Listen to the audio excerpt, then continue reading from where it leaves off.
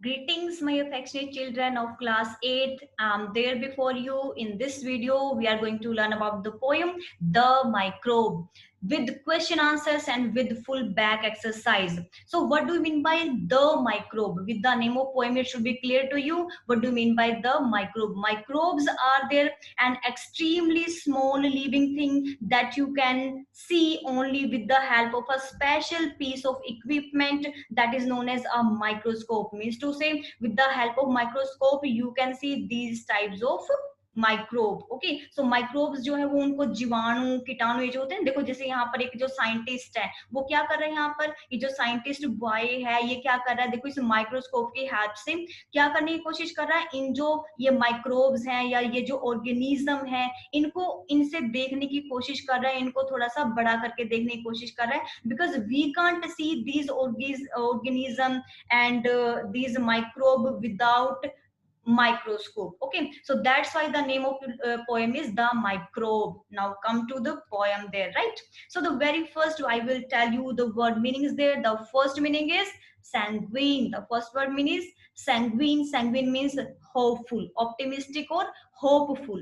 Second is there tufted tails. Tufted tails means tails that look like a bunch of grass or hair tied together at one end. At one end means जैसे आपने tell देखी होंगी animals की, देखी होंगी jumps के तो हम देखते नहीं वैसे क्योंकि बेयर आईज हम नहीं देख सकते इनको, बट जो आपने टेल देखी होगी जैसे एनिमल्स की टेल आप देखते हो तो टेल के एंड में जो बंच ऑफ हेयर होता है मीन्स बड़े सारे हेयर होते हैं बिल्कुल टेल के एंड में, और ऐसे ही टफ्ड टेल्स जो है किसकी होती है, इनकी माइक्रोब्स या फिर ऑर्गेनिजम्स की भी होती है यहाँ पे. Okay, so let's come to the poem now. The microbe, as you know it very well, what is microbe? The microbe is an extremely very small living thing that you can see only with the help of microscope. That's why, okay, we are just going to read the poem now. So microbe is a tiny organism. जो microbe होता है एक बहुत ही छोटा organism होता है, बहुत ही छोटा जीवाणु या रोगाणु होता है या microbe होता है, that can be seen only under a microscope, जिसको सिर्फ और सिर्फ माइक्रोस्कोप से ही देखा जा सकता है. But what does the poet think it so? It is. लेकिन जो पोइट है वो इसके बारे में क्या सोचता है, पोइट क्या सोचे इसके बारे में? Let's come to the poem. The microbe is very small. जो पोइट है वो भी क्या कहता है कि जो माइक्रोब है वो बहुत ही छोटा है. The microbe is so very small, बहुत ज्यादा छोटा है. You can't make him out at all. आप इसको बेयर जो आईज होती हैं मीन्स जो बेयर आईज होती है विदाउट माइक्रोस्कोप की हेल्प से आप इसको नहीं देख सकते. But many sanguine people hope. But जो बहुत से होपफुल पीपल हैं वो क्या करते हैं यहाँ पर? To see him through a microscope. वो माइक्रोस्कोप की हेल्प से इसको देख लेते हैं. ठीक है. his jointed tongue that lies beneath 100 curious rows of teeth.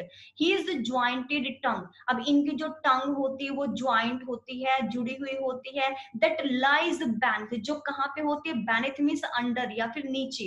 कहाँ पर होती है? नीचे होती है. किसके नीचे? 100 क्यूरियस रोज ऑफ टीथ. जो 100 जो क्यूरियस रो बनी होती है ना, जैसे देखो इसके माउथ पे जैसे 100 क्यूरियस रो, इसको रो बोला गया यहाँ पर. ये जो इसका माउथ बना हुआ है इसको रो बोला गया टीथ की. इस जो टीथ की रो है इसके नीचे ये टंग है इसकी. इसको उसने यहाँ पर बताया कि कैसे कैसे जो ये माइक्रोब्स होते हैं इनकी टंग कैसे बिल्कुल इसके बेनिथ मतलब इन टीथ के बिल्कुल नीचे होती है. And the next is his 7 tufted tails. जो उसकी tufted tails हैं, मतलब जो tufted tail means मैंने आपको कहा था कि बंच जो टेल के बिल्कुल नीचे एंड पे, वन एंड पे जो बंच होता है हेयर का, उसने कहा कि जो माइक्रोब्स होते हैं उनकी जो टेल होती है वो टफ्ड होती है. Of lovely pink purple spots. जो होते क्या होते हैं? लवली पिंक पर्पल स्पॉट्स होते क्या होते हैं? लवली पिंक पर्पल स्पॉट्स होते हैं यहाँ पे. तो इनकी जो टफ्ड टेल होती है, जो टेल है, जो पूंछ है इनकी बिल्कुल टफ है. वो कैसी है? Of lovely pink and purple spot. इस पर पिंक कलर के और पर्पल कलर के स्पॉट्स मतलब छोटे छोटे डॉट्स लगे हुए हैं. जब माइक्रोस्कोप से इसको देखते हैं तो ऐसा ही यहाँ पर दिखता है. One on each of which a pattern stands. और हर एक पे जो पैटर्न है वो बिल्कुल कैसा है? अलग सा दिखाई देता है. Composed of 40 separate bands. Composed मतलब जुड़ा हुआ है बिल्कुल किससे?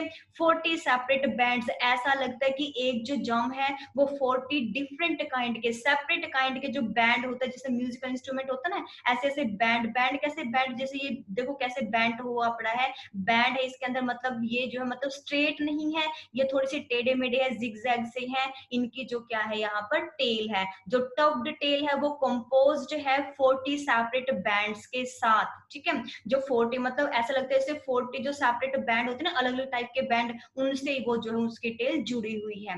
His eyebrows of a tender green, और यहाँ पर जो उनकी आईब्रोज है, किनके आईब्रोज, माइक्रोब्स की, माइक्रोब्स की जो आईब्रोज है वो भी कैसे, बिल्कुल टेंडर ग्रीन है, बिल्कुल बिल्कुल एग्जैक्ट ग्रीन कलर की, tender green means exact green colour की है यहाँ पे अगर हम माइक्रोस्कोप से इनको देखते हैं। All these have never yet been seen, लेकिन पोइट कहता है कि बेशक यहाँ पर बोला गया लेकिन हमने कभी भी ऐसे जो है कभी भी नहीं देखे हैं। All these have never yet been seen, फिर भी हमने इनको कभी भी नहीं देखा है। बट साइंटिस्ट, लेकिन जो साइंटिस्ट हैं, who ought to know, जिनको जानना चाहिए इनके बारे में अच्छे से, assure us, और हमें भी श्योर करना चाहिए, that they must be so, कि वो ऐसे होते हैं, means he is hopeful from the scientist that they should also give us exact knowledge of these microbes. Oh, let us never doubt, means जैसे भी जर्म्स होते हैं, जैसे भी ये हमारे माइक्रोब्स होते हैं, जैसे भी ऑर्गेनिज्म होते हैं, हमें इनके बारे में कंप्लीट फुल नॉलेज होनी चाहिए, ये नहीं कि हमें इनके बारे में डाउट हो। तो यहाँ पर जो पॉइंट है यहाँ पे डाउटफुल है किनके बारे में, इन माइक्रोब्स के बारे में कि एक्चुअल में होते कैसे हैं। What nobody is sure about, मतलब इसके बारे में कोई भी श्योर नहीं है, इसके बारे में क्या यहाँ पर कोई भी श्योर नहीं है। So this poem is written by British and French writer Hilaire Belloc. Hilaire Belloc. Hilaire Belloc. So what is the name of the poet? Hilaire Belloc, right? So this was the poem in which the poet wants to tell you that what kind of microbe are there, किस type के कितने कितने तरह के microbes यहाँ पे होते हैं। शॉर्ट में अगर हम समझे तो यहाँ पे क्या है, माइक्रोब्स जो हैं those are small living beings, living things which we can't see without help of microscope, कि हम इनको माइक्रोस्कोप की हेल्प के बिना नहीं देख सकते, ठीक है। और ये जो माइक्रोब होते हैं देखो कितने क्यूट क्यूट से दिखा रखे हैं, कैसे कैसे इनके कलरफुल दिखा रखे हैं। तो पोइट कहते हैं कि शायद ये ऐसे हो सकते हैं, बट हम इनको बेयर आइज नहीं देख सकते, मीन्स विदाउट माइक्रोस्कोप की हेल्प से नहीं देख सकते। तो कहता है कि मैं इन चीजों के ऊपर ट्रस्ट भी नहीं कर सकता, और साइंटिस्ट को हमें श्योर करना चाहिए इन चीजों के बारे में कि एक्चुअल में ये माइक्रोब्स ऐसे ही दिखाई देते हैं या नहीं, ठीक है। Now come to the question answers. It's the first question, all these have never yet been seen, ये ऐसे कभी भी मतलब दिखाई नहीं दिए गए हैं। But scientist who ought to know, लेकिन जो साइंटिस्ट है उनको ये जानना चाहिए, ought to means होता है चाहिए के लिए, ought to know उनको जानना चाहिए, assurance, और हमें भी श्योर करना चाहिए that they must be so, कि ये एक्चुअल में ऐसे होते हैं, माइक्रोब्स एक्चुअल में ही ऐसे होते हैं। what has never been seen, what has never been seen, microbes who have jointed tongue, 7 tuft tails and tender green eyebrows have never been seen by the poet. Second, B. What do scientists assure us? Scientists को हमें क्या assure करना चाहिए? Scientists assure us about the different features of microbes, that how do they appear, कि जो scientists है उनको हमें श्योर करना चाहिए कि जो different features होते हैं, इनकी जो भी features होते हैं microbes की, वो हमें बताएं कि कैसे एक्चुअल में appear होते हैं, कैसे दिखाई देते हैं। The second is there, oh, let us never doubt what nobody is sure about.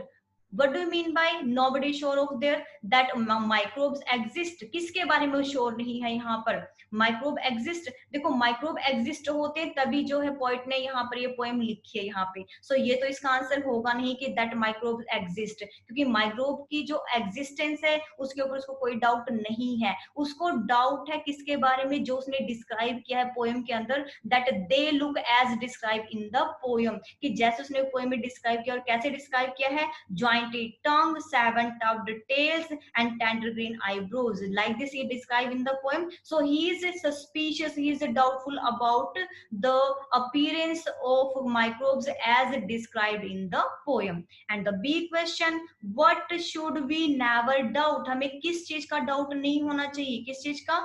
We should never doubt about the different features of microbe. अब पोइट यहाँ पे यही तो बोलता है कि हमें जो है इनके जो फीचर्स होते हैं उनके बारे में डाउटफुल नहीं होना चाहिए। और तभी वो साइंटिस्ट को बोलते हैं ना कि साइंटिस्ट को चाहिए कि वो हमें श्योर करे कि एक्चुअल में उसकी ज्वाइंट टंग होती है या नहीं है, 7 टब्ड टेल्स हैं या नहीं है, with lots of lovely pink purple spots हैं, या फिर टेंडर ग्रीन आईब्रोज उसकी हैं या नहीं है। Means the poet wants to get assurance about such kind of appearance of the microbes there. Okay, and the next question is the third, why should we believe the scientist even though we can't see the microbe? B, why should we believe, हमें क्यों believe करना चाहिए कि जो scientist हैं even though कि scientist ने भी जो है can't see the microbe, कि उन्होंने भी माइक्रोब को नहीं देखा, वो क्या आइडेंटिटी मानते हैं यहाँ पे माइक्रोब को लेके?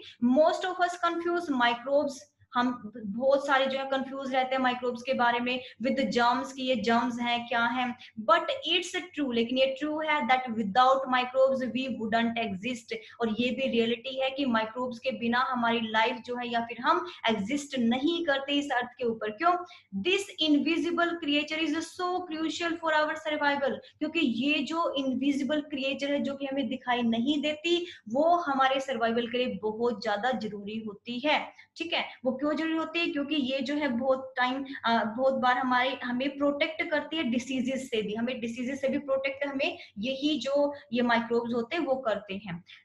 Fourth question, does the poet believe the scientist? क्या जो पोइट है वो साइंटिस्ट को बिलीव करता है कि साइंटिस्ट ने जो भी बोला यहाँ पे कि वो ऐसे होते हैं, ऐसे क्या बिलीव कर पाता है? According to me no, the poet doesn't believe that scientist, जो कि साइंटिस्ट कहते हैं यहाँ पे उसको बिलीव नहीं करता। Does the poet take a microbe looks as described in the poem? क्या सोचते हैं? डज ही थिंक, क्या वो सोचता है दैट अ माइक्रोब लुक्स, कि माइक्रोब ऐसा ही दिखाई देता है जैसे पोएम में डिस्क्राइब किया गया? नहीं, उसको बिलीव नहीं हो पा रहा है यहाँ पर। No, he doesn't think that a microbe looks like as described in the poem, उसको नहीं बिलीव हो रहा कि ऐसा है। why do you think so? अब हमें ये कैसे पता चलता है और वो पोएम की कौन सी लाइन है जिनसे हमें पता चलता है? we think so on the behalf of the lines of the poem। अब ये पोएम की लाइंस आपको गिवन है, ये भी अपने नोटबुक में नोट डाउन करनी है कि किन पोएम्स की लाइन के बिहाफ पे हम ये आंसर दे रहे हैं, तो हमारा बिहाफ कौन सा है? But scientist who ought to know, लेकिन साइंटिस्ट जिनको जानना चाहिए, assure us that they must be so, उनको ये assure करना चाहिए, हमें भी करना चाहिए और खुद भी एश्योर हो जाना चाहिए। Oh, let us never doubt what nobody is sure about. So these are 4 poem lines on the behalf of which I have written this answer, that no, the poet doesn't believe the scientist and he doesn't think that a microbe looks like as described in the poem. And the next is the 5th question, do you think the poet has described any of these microbe? आपको क्या लगता है, जो आपको ये animations दिखाई हैं, जो आपको ये फोटोज यहाँ पे दिखा रखी है, कि इनमें से किसी भी एक के बारे में पोइट ने पोएम में डिस्क्राइब किया है? ऑब्वियसली उसने फर्स्ट के बारे में डिस्क्राइब किया है। Yes, the poet has described first of these microbes as he says, वो क्या कहता है? Composed of 40 separate bands. उसने कहा था ना कि ये कंपोज्ड है 40 सेपरेट बैंड्स का। देखो जैसे बैंड्स है यहाँ पे, ठीक है, एंड टफ टेल है with lovely pink and purple spot. अब यहाँ पर पिंक और पर्पल स्पॉट्स दिख रहे हैं ना आपको, पिंक पिंक है, पर्पल पर्पल स्पॉट्स है, मींस हम एश्योर है, हम श्योर है यहाँ पर कि उसने फर्स्ट जो पिक्चर उसके बारे में यहाँ पर बोला है। ठीक है, rest second and third he doesn't say anything there, right. And the 6th is the take a turn to draw a microbe described in the poem. अब आपको ऐसा ही माइक्रोब जो है वो ड्रॉ करना है अपने आप से, जैसा कि अपने पोएम में पढ़ा है कि उसके फीचर्स कौन कौन सी हैं। And the last is the a paradox. What do mean by paradox? Paradox is a statement और आर्ग्यूमेंट। एक आर्ग्यूमेंट होता है, ये एक स्टेटमेंट होती है जो हम किसी के अगेंस्ट में बोलते हैं यहाँ पर। ठीक है, तो आप क्या सोचते हो कि यहाँ पर कौन सी लाइन में हमें लगता है कि यहाँ पर जो है पैराडॉक्स का यूज किया गया है? Why do you consider it as a paradox? और इस पोएम के अंदर कौन सी ऐसी लाइन है जिनसे हमें अगेंस्ट होने का पता चल रहा है? यहाँ पर कौन सी लाइंस है?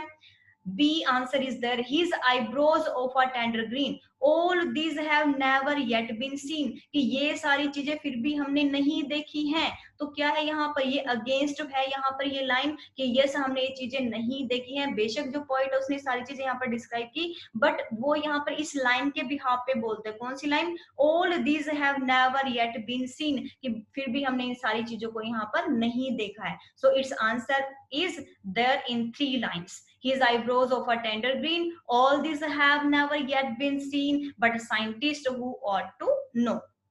And C part, identify the rhyming words in the poem. What do you mean by rhyming words?